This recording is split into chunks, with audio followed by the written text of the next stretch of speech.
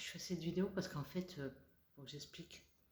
Comme YouTube, la vérité elle dérange, donc YouTube me bloque. J'ai l'habitude, hein. Donc YouTube accepte pas.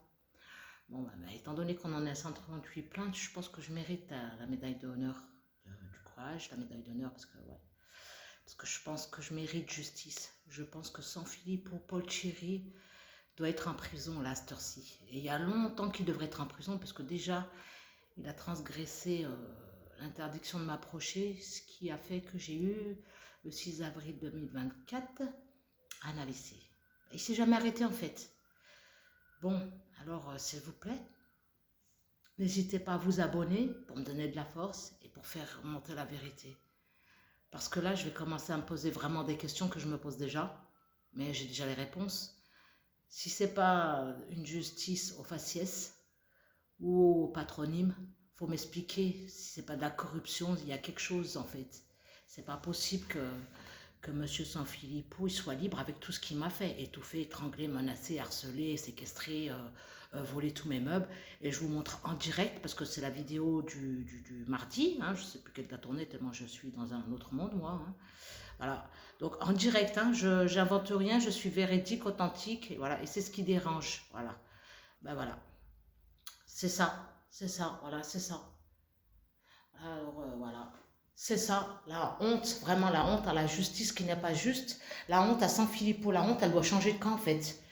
J'ai pas de machine à laver, donc je dois laver à la main. Voilà, j'ai pas d'alimentation, donc je me nourris avec ça en attendant, hein. Parce que oui, c'est vrai aussi, hein, c'est moi, la victime, qui doit faire un stage de citoyenneté, mais mort de rire. Et bon, ben, j'essaye de faire que, voilà, c'est ça, c'est ça.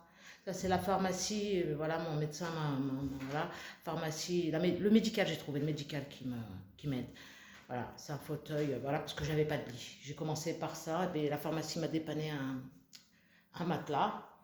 Mais il n'y a que des papiers, hein. Et tout ça là, les papiers, bon, ça, c'est des vêtements à vendre pour que je puisse survivre. Voilà, je vends mes vêtements pour vivre. Voilà, moi je bouquine un peu. Bon, ça, c'est les vélos de mes petits-enfants, mais je ne les vois plus avec ce qui m'arrive. Personne ne vient me voir, hein. Ben, voilà, on m'a des livres. Et il y a toutes les plaintes là, hein. Il y a plus de 138. Il faut compter aussi les plaintes directement au procureur où il ne m'a jamais répondu. Sans compter que Bouzid aussi, Ryan, lui, m'a étranglé. Là, il a essayé aussi de me tuer avec mes petits-enfants là, dans ce petit coin-là. Il a essayé de me tuer avec à 3 reprises en fait, hein.